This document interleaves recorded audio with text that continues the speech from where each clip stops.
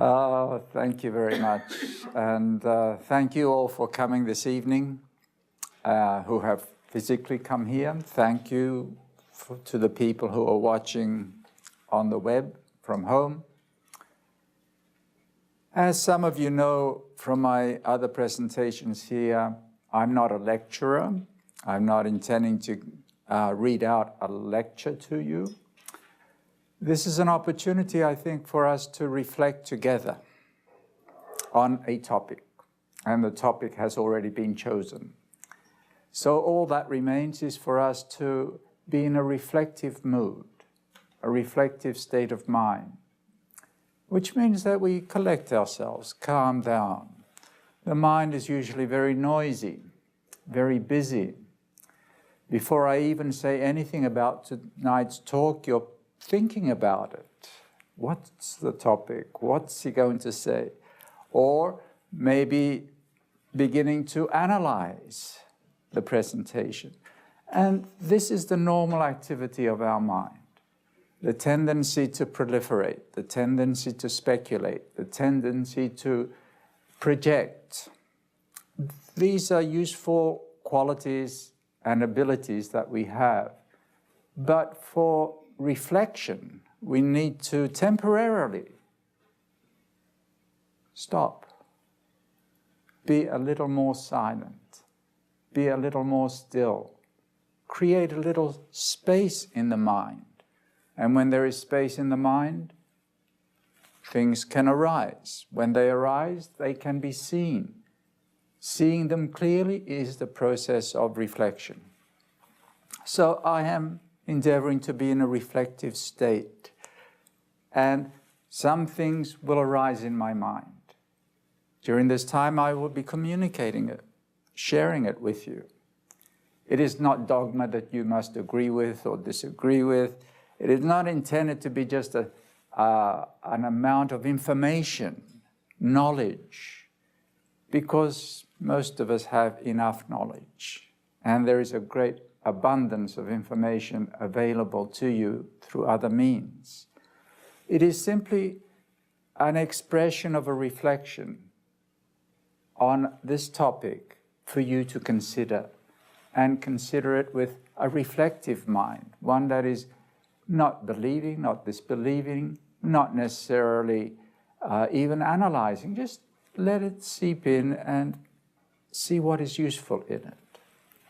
So when I chose this topic, the 4 emotions of the Buddha, I did so on purpose with one motive, many motives. One, I thought it would draw a certain number of people, which I'm always happy to do. You know, we offer these programs, and it is gratifying to attract a good number of people to a program. It does not mean that that program is better, but it maybe is more appealing.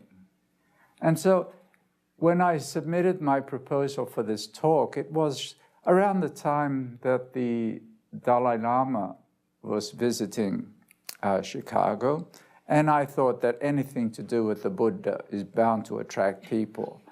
And I chose the 4 emotions to include in the title, because often I think people who think about Buddhism or have some concepts about Buddhism rarely associate it with emotions. Now, if we are thinking of the word emotions and giving it the meaning that is normally given to it, such as highly charged mental states with a lot of passion, a lot of personal involvement, identification, investment, the normal things that, you know, sitcoms and all other means of entertainment seem to portray these days, then that would be, I've misused the word, yes. The Buddha doesn't really have those sort of highly charged mental disorders from the Buddhist perspective.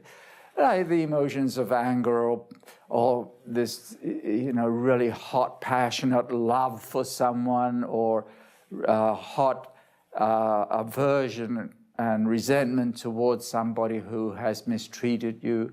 No, they are peculiar to us, some of us more than others, but not to a Buddha.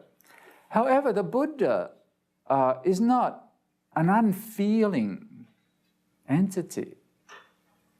It is not uncommon for people to think of Buddhism as being rather cold, indifferent. I mean, it talks about suffering and then detachment. It's often used as the word to describe the end result of the Buddhist path and enlightenment, to be detached. And that has a rather negative connotation.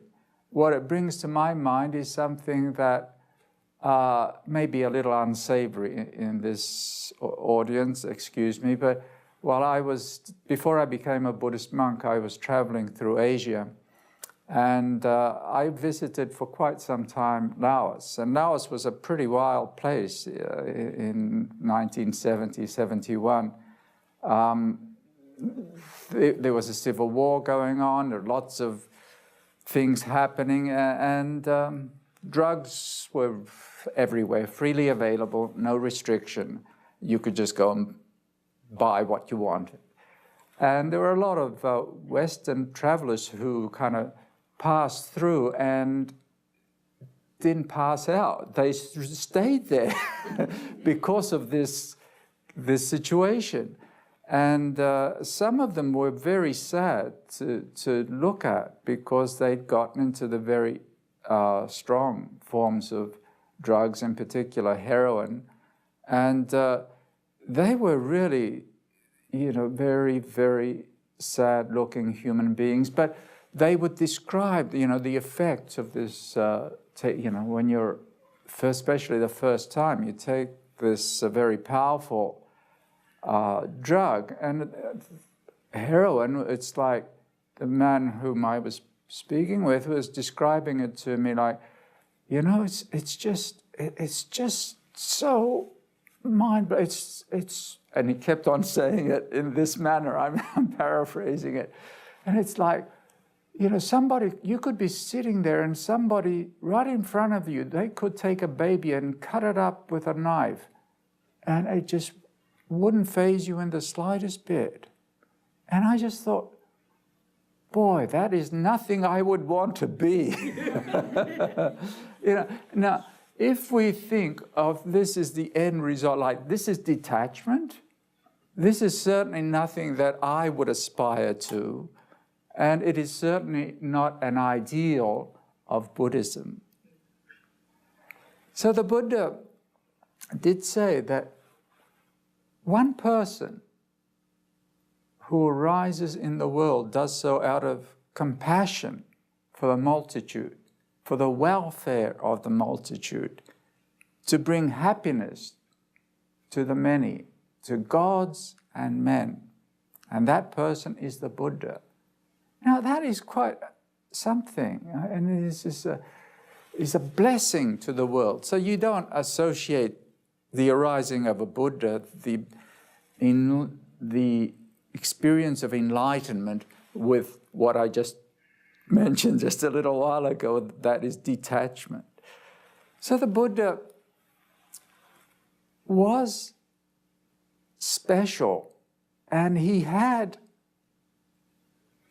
a natural response to the world which can only be described as the ideal natural response to life, because in his mind there was no impediment.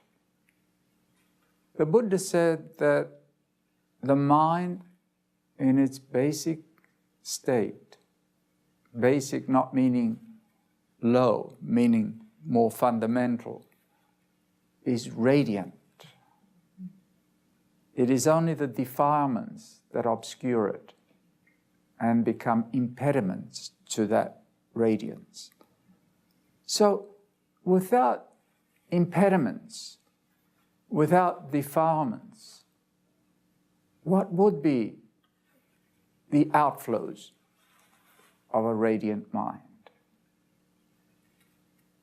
Because the Buddha, when he's defined or described the experience of full enlightenment, the realization of nirvana, often compared it to, just said, it is the eradication of greed, hatred, and delusion, all the defilements, all conceit. Now, it is the purification of the mind. Okay, so this radiant mind now, how will it respond to life? How will it respond to life situations? Now, I cannot, with any honesty, say that I remember meeting the Buddha, although I was told, I quite honestly was told that I was, in one of my past lives, a disciple of the Buddha and became a monk under the Buddha's training, which is very disheartening to me because I'm still around and I must have been a very poor disciple. And I really don't understand it. But I have no memory of it myself, so it doesn't mean anything. So it's not like I have some direct channeling of what the Buddha was like. All I have is what I have gathered from scriptural studies, and I've read much of the Buddha's texts and scriptures, and whether they, how accurate are they? I have confidence that they are reasonably accurate in general. And so I have a good feeling from that as to maybe what the Buddha was like. In addition to that, I have had the opportunity, and I feel very grateful for it, to have met many wonderful meditation masters, spiritual teachers, mainly in the Buddhist tradition, but also in some other traditions, but in Thailand, in Burma, and you as well. Many of you probably attended the Dalai Lama's presentation, and it is not his words that inspire and brings thousands of people to an event. It is obviously the person, something about his presence, something about his outpouring that you feel. Because as far as the words, they're pretty ordinary. Actually, they're inspiring teachings, but it is something of the authentic source that matters. And I have had that same experience with many teachers. In Thailand, with my own meditation master, and I spent many years there, and I traveled throughout Thailand, so I met many great teachers. They were all different. In character, they were all different. The way they spoke, they were different. The emphasis on their skillful means or teachings were somewhat different. Personality-wise, they were quite different, just like their bodies were quite different. But there was something very authentically similar in all of them, the outflowing of this quality that comes from the radiant mind. And so this outflowing from the radiant mind is what I call the four emotions of the Buddha. I say four, and we call them emotions only to the extent that from the outside we observe. And when we observe this being relating with this situation, we project, oh, that's what it is. We put it into a category. But in essence, it is the same outflowing from the radiant mind. It's just the appropriate, natural, spontaneous response in the moment to that situation when there is no impediment, when there is no self to get in the way, when there is no ego or fear or need or desire to get in the way. What is the outflowing? It is this sublime, boundless, immeasurable quality that we will term as one of these four emotions. And these four, they emanate from the same source. It's just a different situation calls for a different response, but the same source. In classical Buddhist teachings, we talk about these four as the Brahma Vihara, or the Brahma Viharas. Brahma, God, or the Brahma realm is the realm of Brahma, and the Vihara means abode. So these are the divine abodes, or if you wish, the sublime, pure, refined, elevated, whatever you wish to call, excellent qualities that emanate from the radiant mind. Loving kindness, compassion, sympathetic joy, and equanimity. In Hindu, but even predating Hinduism, the Brahman tradition, they often represent Brahma, God, with four faces. And in the Vedic tradition, that means something. In the Buddhist interpretation of it, my interpretation of it, these are the four sublime emotions: loving kindness, compassion, sympathetic joy, and equanimity. And meaning that depending on the situation or depending where you are looking, that emanates. And so these qualities, I'd like to take a little time to talk about them for a start, just to get a feel for what they are. And assuming that these are quite natural outflows of the radiant mind.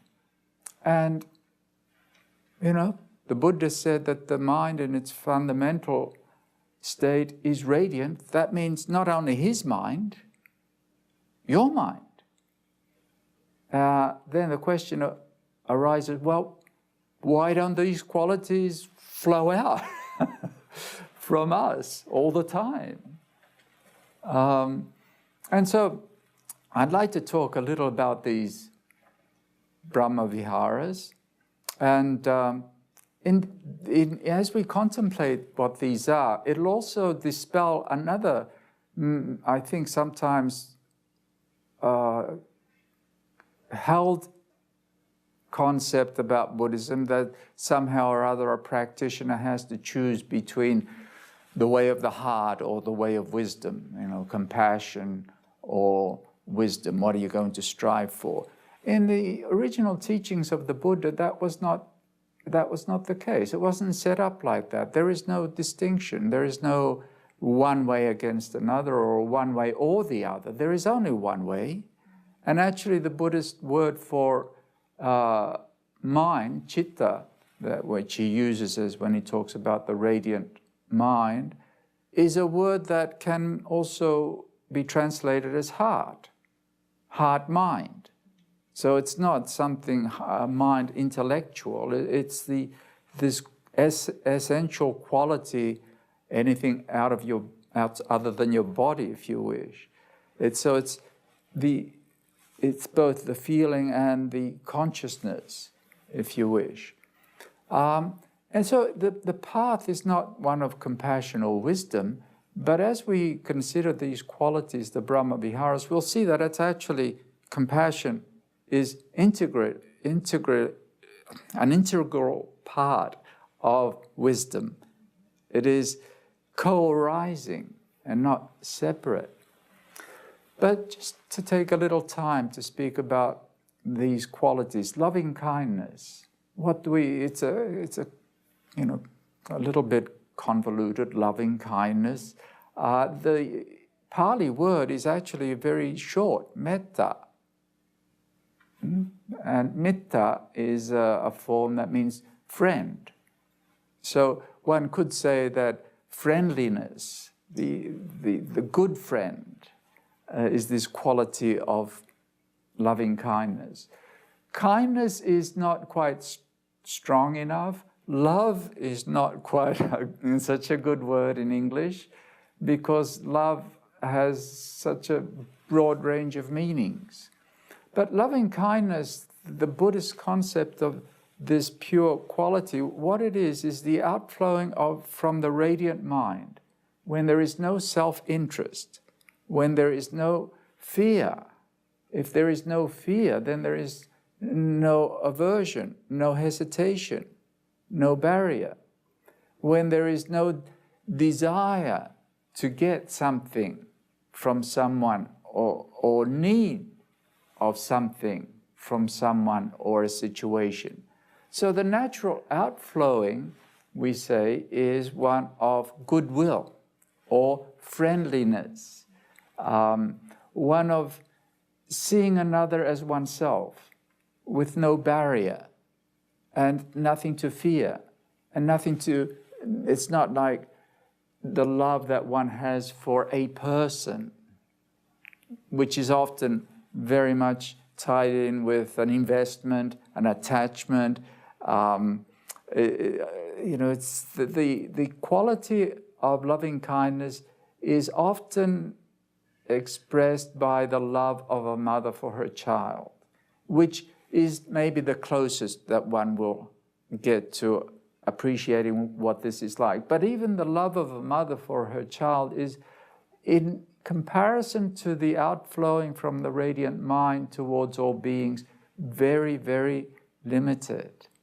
Because the mother very rarely can feel the same love for another's child or the child of other people, children of other people, very rarely. Maybe it is localized and it is identified with a thing or an object or a singular. Whereas the loving kindness of the Buddha, this expression, the natural outflowing, is boundless, without a boundary. It is towards all living beings. Now, one may ask, why? Why would that? Well, there's no impediment to it.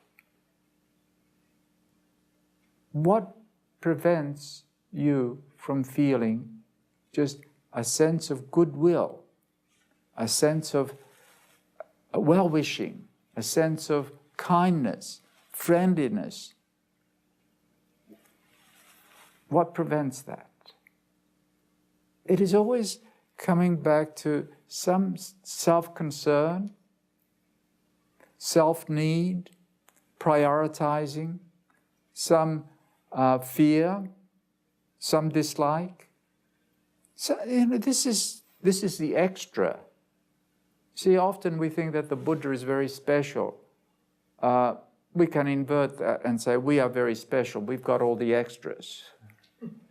Because that is all the extra. That is not the radiant mind. That is the impediments, the defilements that accrue and then prevent this outflowing. If you take that out, why would there not be this outflowing? It is actually quite natural for the mind to feel this way when the mind is freed of impediments. So the Buddha greatly encouraged the cultivation of loving kindness. And the cultivation of it means working at reducing the impediments or removing the impediments. And I'm going to talk a little more about that later on. So this loving kindness would be the natural response, the natural state, the ideal state, if you wish, of responding to the world at large. And so this would be the normal, what they, in Buddhism, they call the normal state of an enlightened mind towards life. towards any situation, anything in the world. It is completely different to liking. It's got nothing to do with liking or agreeing with or approving or wanting or not wanting, you see. Loving kindness is not a condition that is similar to liking something or approving of somebody. It's just a natural way of relating. And it's not a judgment. It's not a value judgment. It's not assessing the worthiness or the appropriateness of anything. It is just the natural, if you wish, goodwill towards all existence. So this is the first outflowing of the radiant mind. And I have had personal experiences of this. You can feel this from practitioners and people who have cultivated the spiritual path for many years. You don't feel threatened by them. Even the ones who have some pretty, kind of tough reputations. In Thailand, there are many different meditation teachers, or when I was there, and some of them had these really tough reputations that, they made their disciples do some pretty demanding things, like sit up all night and fast for many days, and do really quite, on the surface, appears to be quite mean. But when you actually come into the presence of this person, you don't feel threatened. You don't feel frightened. You don't feel, you just feel, this presence of goodwill. So that even if they ask you to do something which is very strenuous or very demanding or very hard or very challenging, that it's not coming from any negative intention. You know that it's not anything harmful. And if you don't have that confidence, you shouldn't stay there. You shouldn't train under that teacher. But the ones that I've met, there was this tremendous sense of goodwill that always came through to me, even in times when the practice was difficult. So this is the first, I feel, kind of the natural outflowing of a spiritually evolved being is goodwill. I just cannot reconcile that a spiritually evolved being, one who's moving towards enlightenment, would be in any way either aggressive or certainly not cruel and violent. That I cannot reconcile. I don't think that is an outflowing of from a pure mind. Now, the other sublime quality, emotion, is compassion. And compassion has been translated as feeling with. I don't quite like that combination, feeling with, because if someone is suffering and we feel with, I kind of get the idea is that we're suffering too. So all you've got is two people suffering and just more suffering.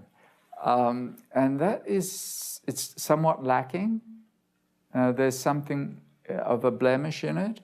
Compassion, I would say, is more akin to feeling for, being sensitive to.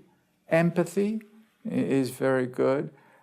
Being sensitive to, feeling for, recognizing, seeing, and knowing clearly that condition of suffering, hardship, pain, sickness, whatever it is that the person is enduring. So, in other words, it's a condition which is not the normal state. It's a state where there is a lot of pain.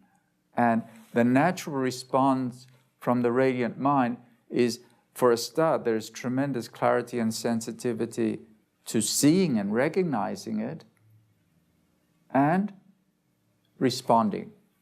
And the natural response is to relieve the suffering. Not one of detachment, to relieve the suffering. So that Kuan Yin, in the Chinese tradition, is the goddess of mercy, and she's the female version of the Avalokitesvara. That's a long word to say. Be very careful trying to say that one. It's the bodhisattva of compassion. It's the same personification of this quality, compassion. But the Kuan Yin statue is very beautiful, so I like that one. Very beautiful flowing gowns, and she often carries a vase or a vase of, it's supposed to be, I think they say it's water. I think of it as ointment. An ointment that she's ready to smear on the aches and the pains and the bruises of humanity wherever she encounters them. Some to relieve the pain and the anguish and the suffering that exists in life.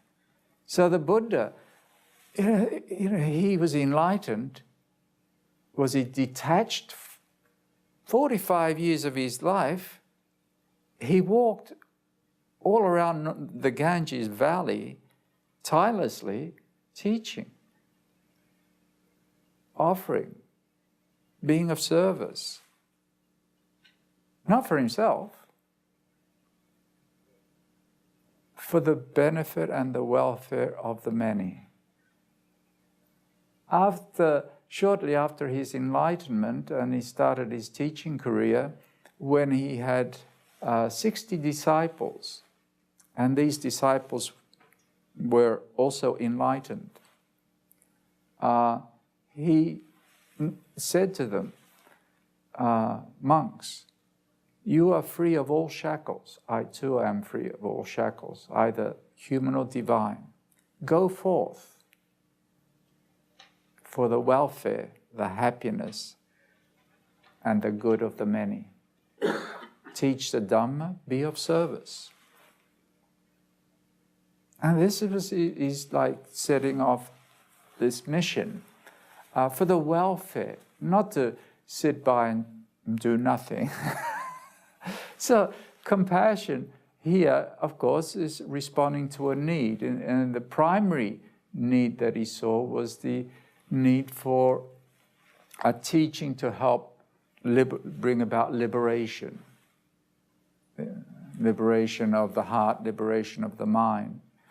But he devoted his time to this in very diligent practice of compassion, the outflowing of this feeling of wanting to relieve the predicament of the human state, which is one that is often full of suffering, or if not often, then occasionally, certainly enough of it.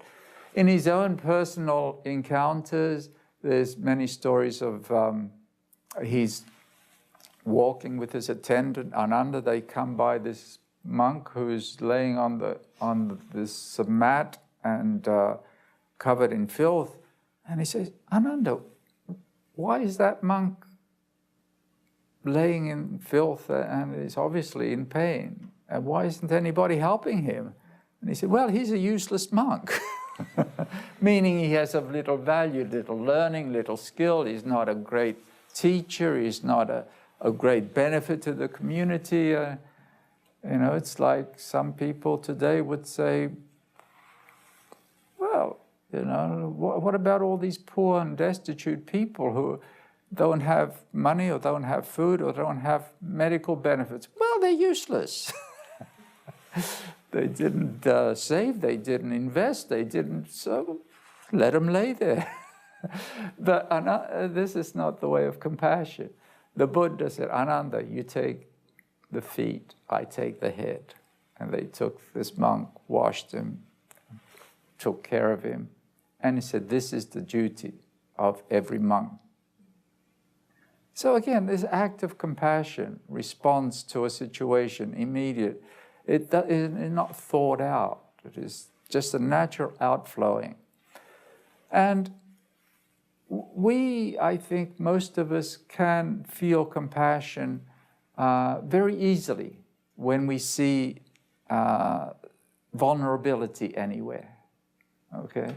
The problem with us feeling it more often is that we're easily distracted by the many other things in life, or we are preoccupied with our own vulnerability, that we don't really have any energy left to consider the vulnerability of others.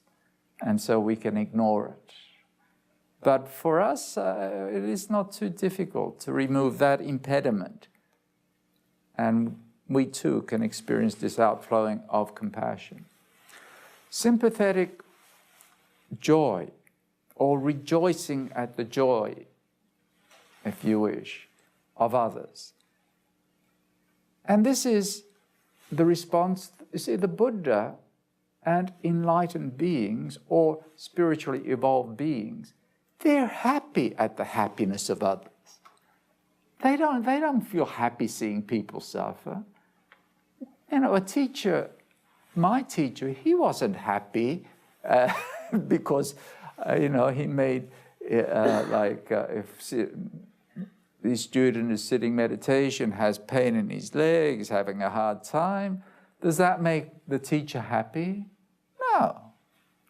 If the student is having a really good meditation and is, succeeding and the teacher is happy, rejoices in the well-being of others, rejoices in the happiness of others. Why? Because it's just a natural outflowing from a mind that has nothing to envy and it's not lacking in anything, and it's not needing in anything, and it's not comparing, it's got no conceit, I'm better, I'm worse.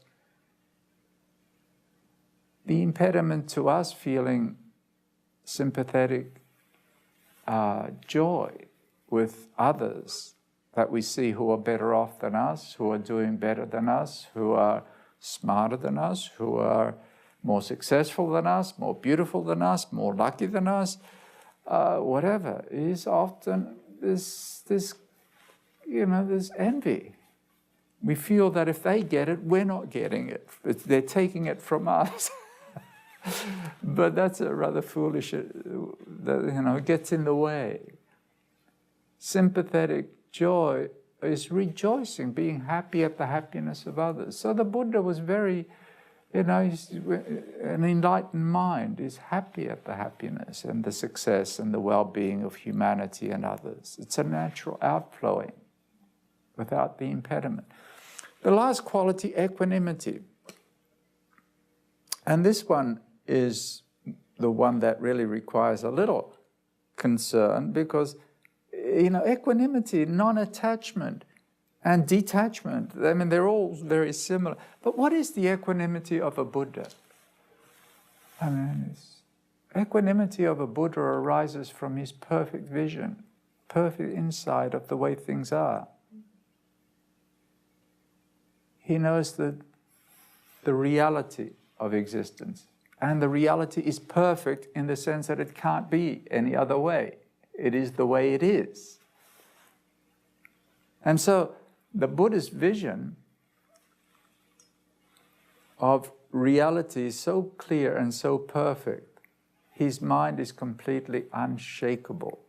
And what the equanimity, the peace of mind, is not conditioned by anything. So there is the Buddhist description of life as suffering.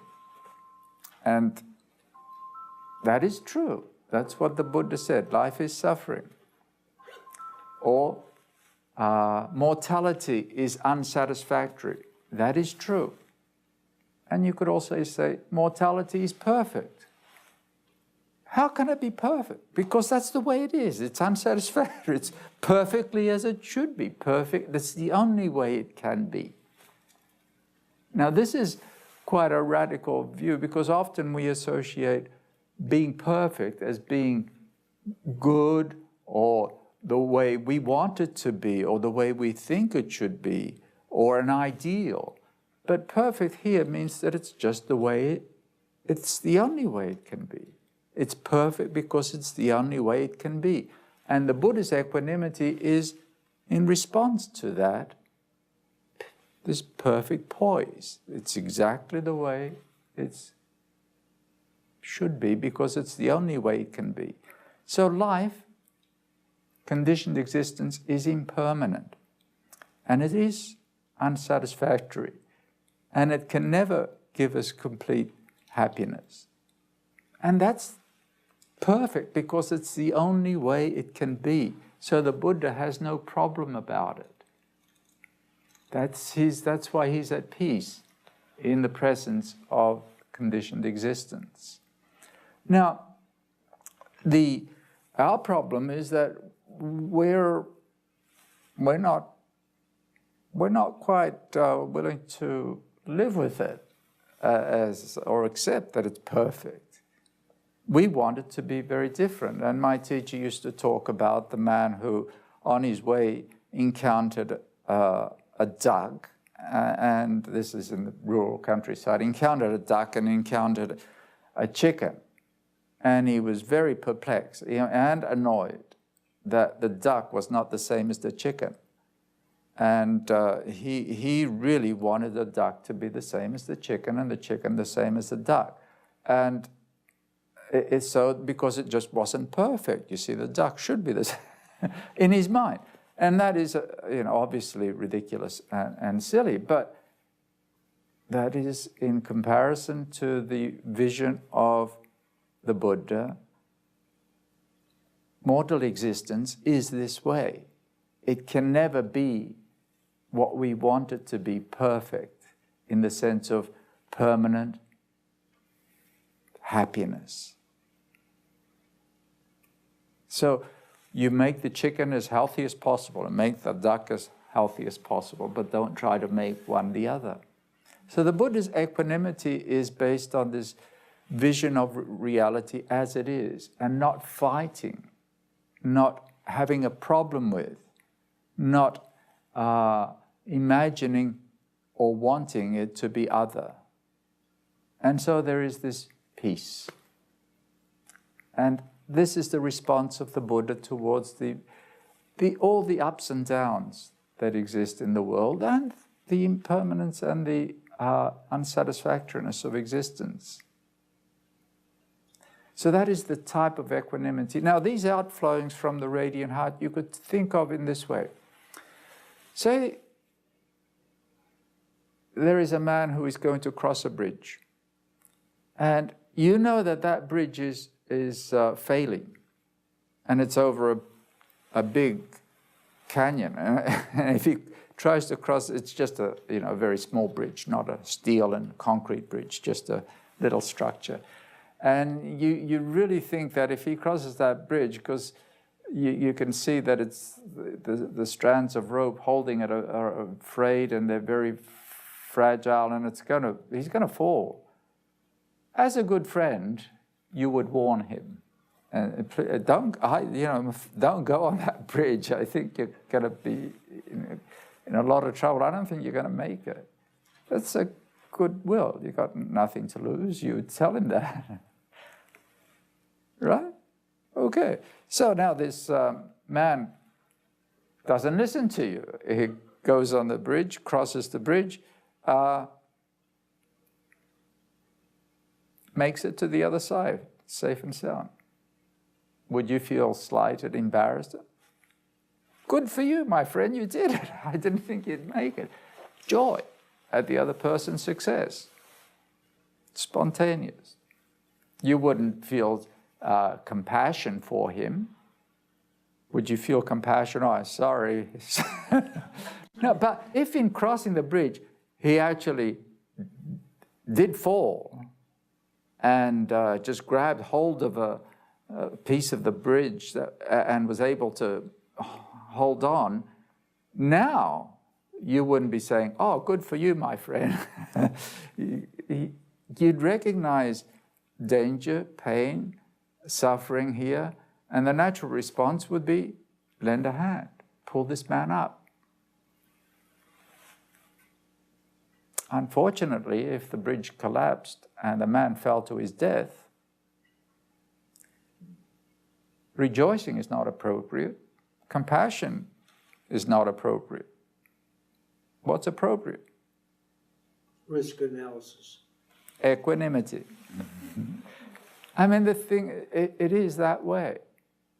It's not, what is that? Is the natural response from the mind that is clear and radiant and without investment, without clinging, without attachment, without fear, without need, without a barrier. So these are the four outflowings of the radiant mind. To us, they look like these emotions: friendliness, loving kindness, compassion, joy at the success of others, and perfect poise, each in accordance with the appropriate response to a situation. We have that capacity. Our task is to remove the impediments. And that task is called the spiritual practice. And the spiritual practice has many aspects to it. But one of the very critical and essential aspects is a reflective mind.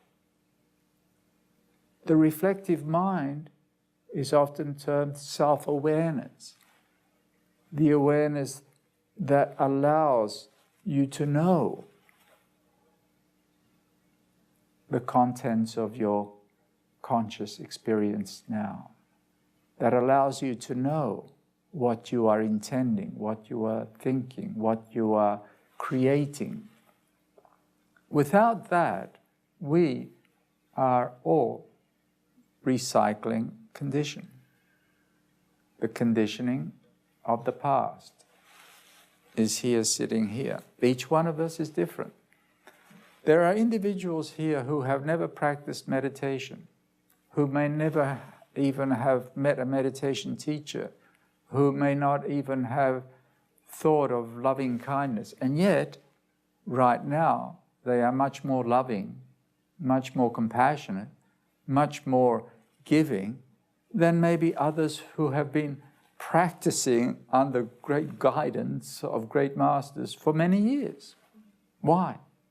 Because we are all where we are at, and that is the only place we can start.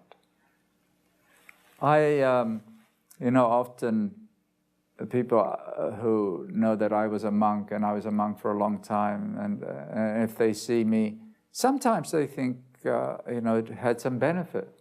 But other times they think that, boy, you were a monk for 24 years and you still have trouble with that? It's like, well, I may, if I hadn't have been a monk for 24 years, maybe it would be much worse. So the thing is, you can only start where you are at now, but you've got to start. We've all got to start. And the starting is this very ability to know ourselves, to reflect what we're doing, what we're thinking, what we're feeling, and to recognize the impediments as impediments. How do you know something is an impediment? Does it bring forth well-being for yourself and others? Does it bring peace and harmony? Peace within you and harmony outside of you. So when with this reflective mind, just think, now, why is it so hard for me to feel goodwill? I mean, the Buddha said that this is a natural outflowing of the radiant mind. Why is it so difficult for me to feel goodwill? Yes, why is it so difficult? Reflect. What's getting in the way? And you will, I can tell you some things, but you've got to see them. And even having seen them, then you've got to work at removing and eliminating, not through aversion, not through negation, but through deep understanding. So, a couple of things for us to be on the lookout for, my friends. One is the high and mighty judge, very highly regarded in our society. The high and mighty judge sitting in your heart that's continually assessing, judging, and condemning all that come into its field in its courtroom, in the field of consciousness. This critical faculty that's fault-finding and always wanting things to be just the way I want them and no other way. And that is a great impediment to us feeling goodwill towards those around us. Another one is the idea that somebody's gain implies or must mean my loss. So try again, it's this fallacy that anything good that arises outside of my life is a loss to me. And yet we could question that. Isn't it much better to live in a world with beautiful people? Isn't it better to live in a world with successful, healthy, joyful, well-to-do people? So question that tendency to be envious, question the tendency to judge, question the tendency to be demanding. The reflective mind allows us to do this, and it is through this practice, not in one day, not in one lifetime necessarily, that we too can gradually remove the impediments and experience the natural outflowing of these emotions that the Buddha called the sublime states.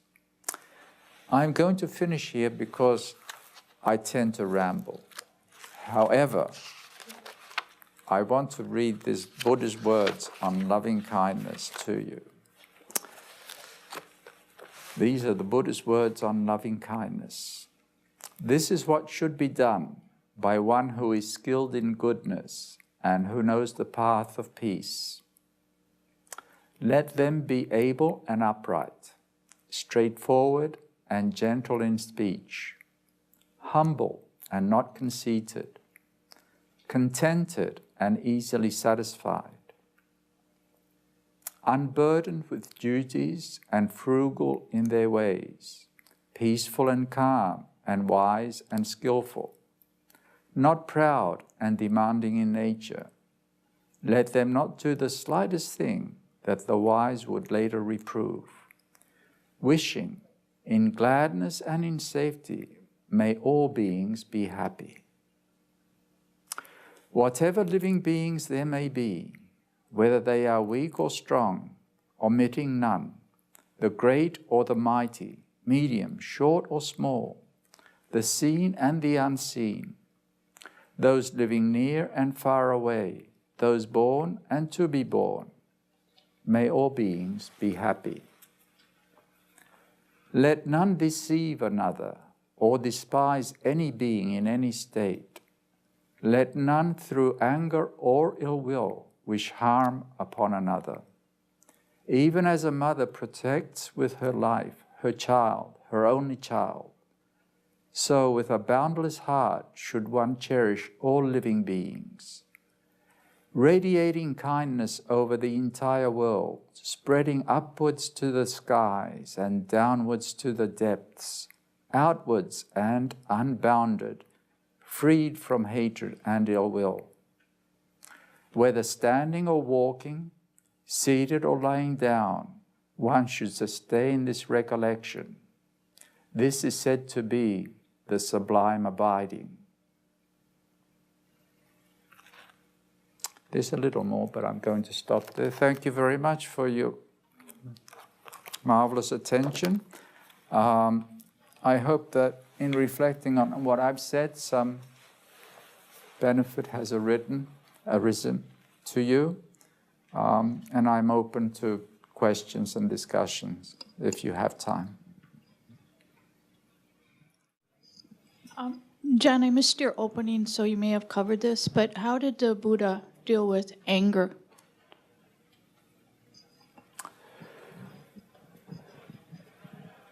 Not knowing him personally, but he did say that there are ways to work with anger. One of the first things is recognizing anger for what it is, and recognizing the harm and the pain of it, rather than thinking of it as something like a friend. The first step towards letting go of anything is to see the detrimental effects that it has on you and your life and life in general. If we really take time to look at anger and hatred and what it does to us, the Buddha said that whatever an enemy, your worst enemy, may wish on you, anger and hatred bring forth in you. And, and he went on further to elaborate about an enemy would want you to be ugly. When you're angry, you look ugly. An enemy would want you to be miserable. When you're angry, you're miserable. That's your enemy would not want you to rest in peace and comfort and sleep and well and eat well. And when you're angry, you can't. So seeing the fault, clearly seeing that this thing is, it's a poison, is very important. The second one is taking ownership. In other words, we have to break the delusion that the world or the person out there, the situation, is making me angry. Because as long as we believe that, or we come from that position, then we are the victim, and we can never, I've got power to make you angry. So what? You are a slave. You can't be free. We have to take on the world outside. At most can make a comfortable situation for you, or uncomfortable, pleasant or unpleasant. It cannot make you angry. We create anger in our hearts and in our minds by the way we think, the way we view the situation and react to the situation. So taking ownership is really, really important, because if our energy is going out to, well, you did, it's going out there, finding the reason for it, we're just justifying the anger, and we can't work with it. So recognizing, taking ownership, seeing the fault of it or the pain of it. Now, what can you do if you know that what can you do with your attitude, the way you're viewing the situation, the way your general view of the situation, and the way you're thinking about the situation? So this is where the Buddha and any teacher would encourage close reflection on change. Some of our views, they're really perverted. It's like when you watch yourself getting irritated and angry, often it's over things that just because you don't like them, or you assess them that's not what you like. And it's with this expectation that for some reason the world should be the way you like it. I mean, what sort of an expectation is that? The world should be the way I like it and the way I want it. I mean, that's not very fair on the world. And actually, nobody's been able to do that. So, thank goodness. We have to start reflecting and then questioning this. That's really a strange attitude to live by. That's really not enlightened attitude. And once you see the attitude, then you've got to start take charge of the thinking that feeds the anger. So as a practice, in addition to this as a general reflection and observation and questioning, the Buddha taught the practice of loving-kindness meditation, which is, if you wish, very similar to the practice of positive thinking. And it's based on the idea that if a thought is brought into the mind with concentration and sincerity, with feeling, concentration and sincerity gives it strong feeling, it leaves very strong imprints in consciousness with the tendency to reproduce itself. So this practice of loving-kindness meditation is a systematic practice of generating some very positive well-wishing and a very positive way of looking at oneself and others in a meditative state, so that tends to recondition. It changes the way we view and the way we think about the world. So that dealing with anger, I would recommend contemplating it. Contemplate what it's like. I mean, do you really want to live in that world? And if you don't, okay, start questioning, what are my views? Something's wrong with the way I view the world, what I'm expecting. And the most difficult one for people to give up is righteous indignation, when they feel that they are right. Being right is overrated. What have you got a right to? You got a right to be miserable. Okay, go ahead.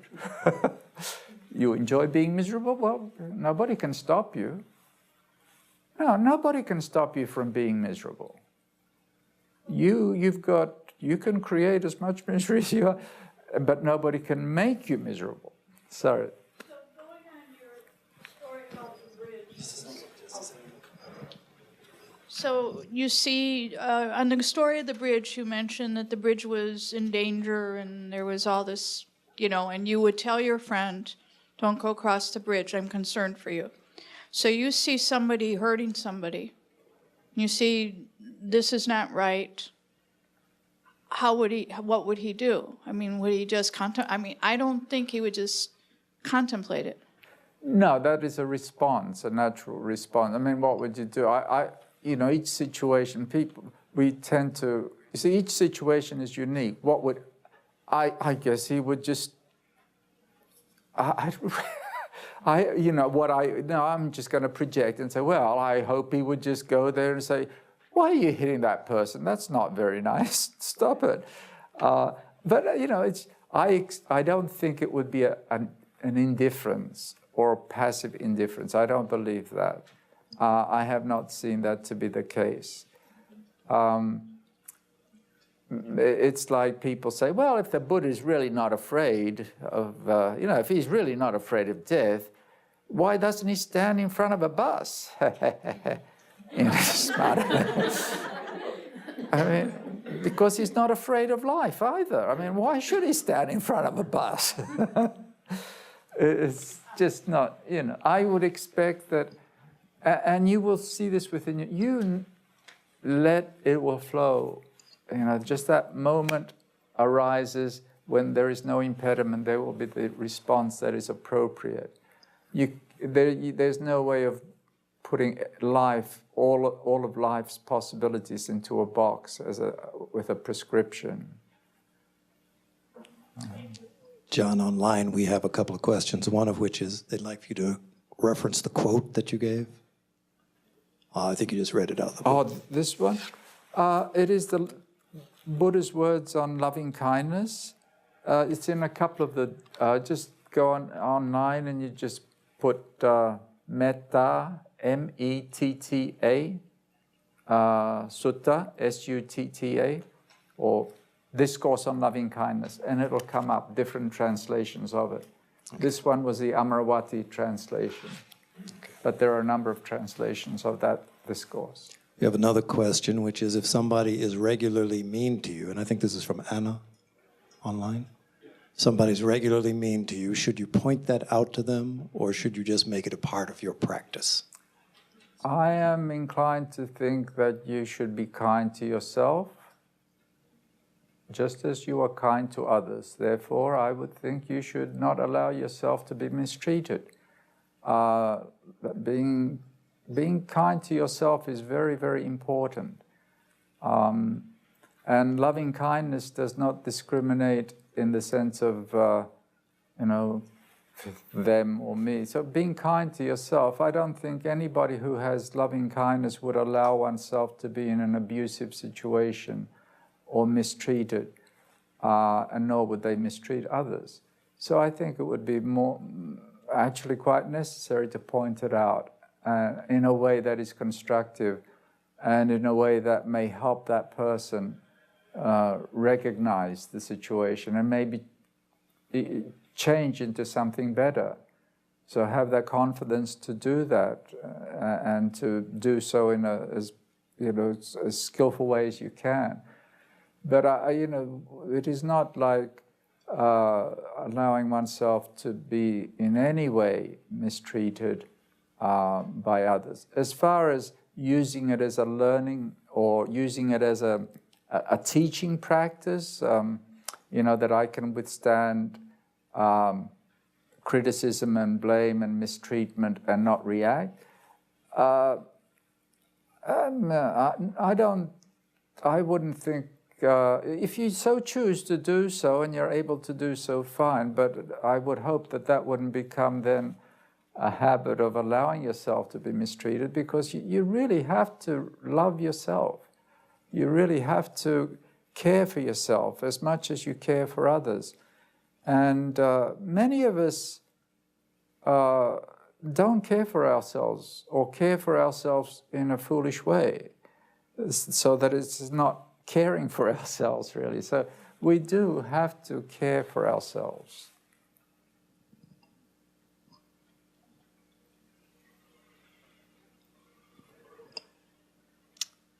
Surely there must be one disagreement. I will make it interesting. Yeah. We have a disagreement over here. No, it's not a disagreement at all. It's another question. What would you recommend to someone who's wanting to begin the practice on a regular basis? How to go about that? The practice of loving kindness, or just Well, I would. There are many paths available. The Buddha's teachings are very good. What I would recommend is just what it said in this discourse. There are a couple of things that, because time was not available to me, but I had intended originally to make a couple of suggestions based on this discourse. One of the things that I think is very, as a starter, because I really do think you need space and time for contemplation, for reflection. To get to that, you've got to have the supportive conditions. In the first thing is, living an upright life, so that you're not, and that doesn't mean you have to be perfect in every way, but living a life that you're at ease with yourself. Because a lot of times we live lives that then we don't like ourselves. We don't like to be with ourselves. And so we can't stand to be in a contemplative state. Because we don't, we've got a lot of remorse, a lot of guilt, a lot of this, So the idea of let them be able and upright is like, you've got responsibilities and commitments, and you live a good life so that you do the best you can, and that enables you to feel confident and comfortable within yourself. And it's straightforward and gentle in speech. This is another way of avoiding, a lot of the times we say things and then we're sorry for it and we regret it. Remorse is a big hindrance to being able to pursue a meditative path. Contented and easily satisfied is, it's something that's not readily found in our consumer-ridden society, where we are being you know, this in this society, the Theosophical Society, there's a great distaste for the idea of raising animals for food and like rearing those, like, you know, these farms where they raise animals. Well, my friends, I often get the feeling that we're on a farm and we're being raised to consume. we are, you know, we're being raised for what? To consume. You know, the consumer society. You're continually being, go out there and buy. You've got no right to be happy. You've got no right to be content. You've got no right to just be at ease. You got to get out there and consume.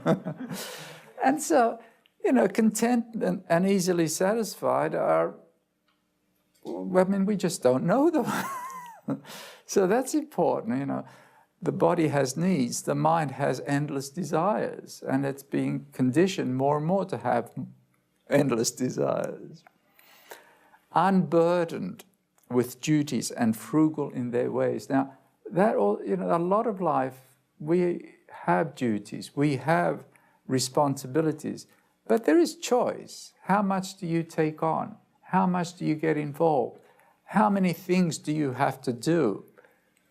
Understand that there's only a certain amount of energy and time in your life, and if the more you fill it with doing and running out and busyness, the less space there is for some degree of reflection and introspection, some degree of time devoted to calming and training the mind and the heart. So simplify is very, very important.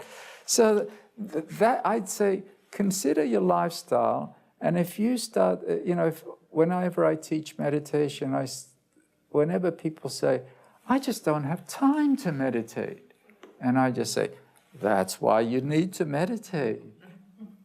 I mean, you've just made your life, you know, a cluttered, overly busy existence. Simplify. Do you have to be doing all those things? So making some space in your life through, you know, considering what your needs are, what's appropriate, what are your duties, how much.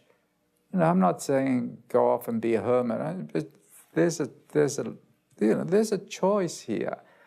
And then, you know, one of the considerations is what we greatly encourage here in the Theosophical Society is study, meditation, and service.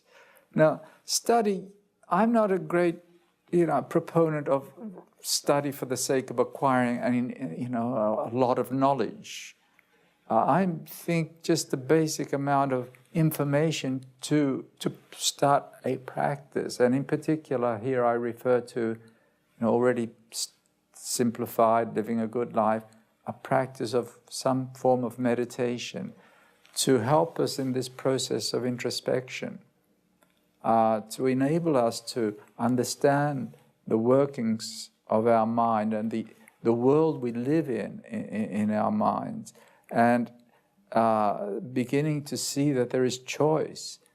So a practice of daily meditation and a practice of, as we get a feel and appreciation for what a reflective mind is, that we can turn to that more and more and live that way more and more, so that we are not living just a habitual, mechanical life of reactive to situations based on past conditioning, but one of presence, sensitivity, and ability to respond according to the appropriate situation or the appropriateness for that situation.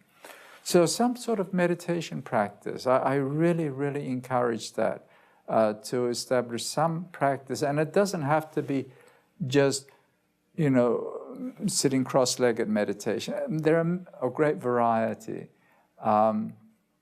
Last night I invited Margaret Mackenzie to my class, and she gave a little talk, and she was saying how when she started to meditate, at first it was too difficult to just sit still and meditate, so she used to do prostrations, which was one of the practices of the Zen tradition, chanting, something that helps you, start to center, focus the mind. A meditation practice of some sort is very valuable. And even if it starts off with being only a short period in the day, because that will enable us to be more reflective.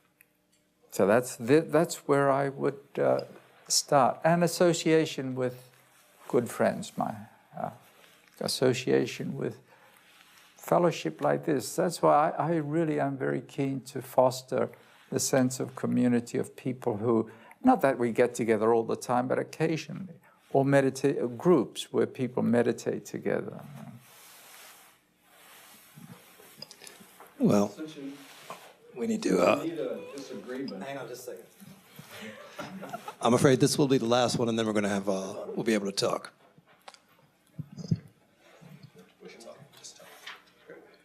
Since you wanted a disagreement, I'll just pick one of the things that you said. Amongst. And that's that reality is perfect, which I don't think, and I know you can interpret it differently, but in my equanimity, I totally respect your opinion, and we all have different paths. That's very true. What I try to, when I use that word perfect, it's not a word that I usually use, but it has, in some of the discussion groups that I'm involved with, because the Buddha always was saying, oh, it's suffering, it's impermanent, and people say, oh, but it's perfect. And I thought, well, yeah, it is. I mean, that's the only way it can be. So it's perfect in that, and it's not perfect like good. It's just the way it is. So that's what I mean by it. But it's not. I'm sure that it's actually good when people consider and maybe disagree with something. That's fine.